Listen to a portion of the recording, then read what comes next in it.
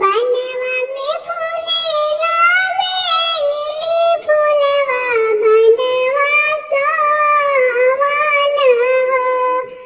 बनवा में फूलेला बेली फूलवा बनवा सोवन हो।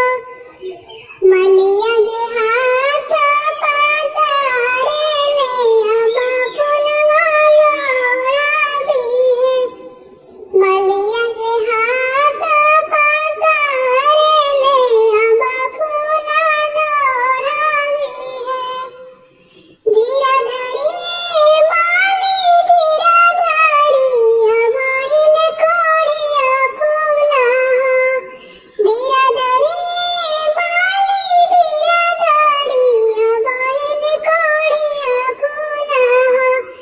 जब फूला होइए कासे नारता वही फूला लोढ़ावी है। जब फूला होइए कासे नारता वही फूला लोढ़ावी है। मड़वा में खिलेली दुलारी बेटी मड़वा सोहावन हो।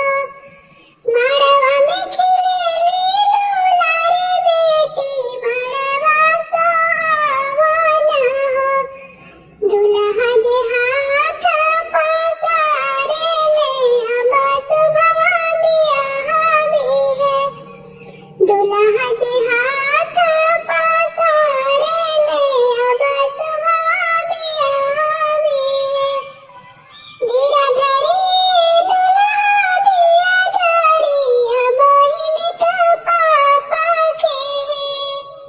धीरा धरी दुल्हा धीरा धरी अब इन तो पापा के है। जब पापा देवी कन्यादान तब ही रौरा बियाहवी है। जब भैया नहुआ में रही है तब ही रौरा बियाहवी है। जब